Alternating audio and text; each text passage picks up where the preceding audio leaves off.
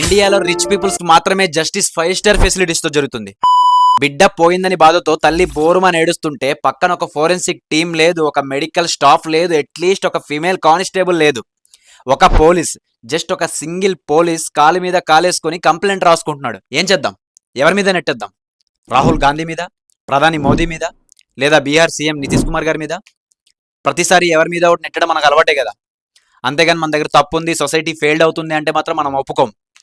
కులాన్ని, మతాన్ని ప్రతి చావుకి ఇన్వాల్వ్ చేయడం, ఆత్మకి శాంతి కలుగుద్ది అనుకోవడం ఇస్ ఎ జస్టిస్, రైట్? 5గురు కలిసి ఒక 16 years అమ్మాయిని బ్రూటల్ గా గ్యాంగ్ రేప్ చేసి చంపేస్తే అక్కడ గవర్నమెంట్ వాళ్ళకి రెడ్ కార్పెట్ వేసి మరీ పక్కన పెట్టేసింది. అది వాళ్ళకి దక్కిన గౌరవం. అక్కడితో ఆగకుండా బ్రతికి ఉండగానే బావిలో పడేస్తే దానికి గాను వీళ్ళకి వచ్చిన మర్యాద కాళ్ళు మీద కాలేసుకొని కంప్లైంట్ రాసుకోవడం. ఇండియాలో 2020 నుంచి 23 వరకు యాన్యువల్లీ, ఇక్కడ కొంచెం బాగా అయినండి, యాన్యువల్లీ 30,000 గర్ల్స్ చనిపోతున్నారు, ఇంక్లూడింగ్ మైనర్స్ ఆల్సో. ఇందులో ఒక్కరైనా ఎందుకు చావాలి అని క్వశ్చన్ చేసే ముందు 30,000 మంది ఎలా చనిపోయారు? అండ్ వాళ్ళందరికీ జస్టిస్ జరిగిందా?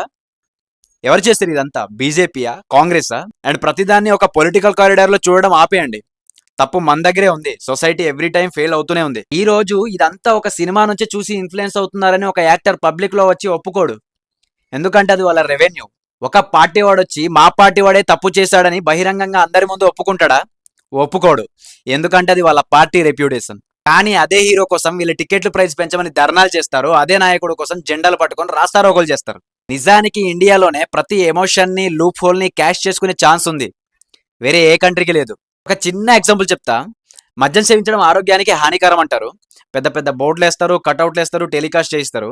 కానీ బహిరంగంగా మద్యం దుకాణాలు ఉంటాయి. షార్ప్ 10కి క్లోజ్ చేస్తారు మళ్ళీ నిజాయితీగా. సిగరెట్ తాగితే లంగ్స్ పోతుందని అమ్మేవాడికి తెలుసు, అమ్మించేవాడికి తెలుసు, తాగే నీకు కూడా తెలుసు. కానీ తాగుతాం. అండ్ పాన్ షాపుల్లో విచ్చలు విడిగా దొరుకుతాయి. అండ్ ఈ రోజు మేజర్ల కన్నా మైనర్లే ఎక్కువ తాగుతున్నారు. ఒకవేళ మీకు డౌట్ ఉంటే మీ పిల్లలు చదివే స్కూల్ వెనకాల వైపు చూడండి, తెలుస్తుంది. మరి ఇన్ని రకాల లూప్ హోల్స్ పెట్టుకొని దేశం బాగుపడాలంటే ఎక్కడ పడుతుంది? ఒకసారి ఆలోచించండి. రీసెంట్ గా ద్రౌపది ముర్ము గారు ఒక స్టేట్మెంట్ పాస్ చేశారు.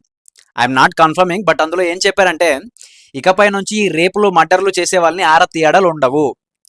ఒకటి ఎన్కౌంటర్ చేయాలి, లేదా అందరి ముందు బహిరంగంగా ఉరి తీసి పారేయాలని. ఈ రోజు నిజంగా అలాంటి యాక్ట్, అలాంటి సిస్టమ్ ఉంటే వాళ్ళ చావు ఎంత దారుణంగా ఉండాలంటే, రేపొద్దున ఒక అమ్మాయిని ఏ రకంగా చూడాలన్నా ఒంట్లో ఒక ఎగ్జాంపుల్ క్రియేట్ అవ్వాలి. ఇక్కడ మీరు చూస్తే వాళ్ళ అమ్మ 5గురు అక్యూజ్డ్ పేర్లతో సహా చెప్తుంది, కానీ పోలీసులు సింపుల్ గా వచ్చి ఆత్మహత్య అని డిక్లేర్ చేసి వెళ్ళిపోయారు. ఈ రోజు ఆడపిల్లకి జస్టిస్ జరగపోతే సిస్టమ్ కాదు, ఓవరాల్ సొసైటీ ఫెయిల్ అయినట్టు. So we need a solid justice for Ramya Singh. నా మాటల్లో కొంచెం నిజాయితీ ఉన్నా ఫాలో కొట్టు. తప్పు జరిగిన ప్రతిసారి మళ్ళీ మాట్లాడతా. జై హింద్, జై భారత్.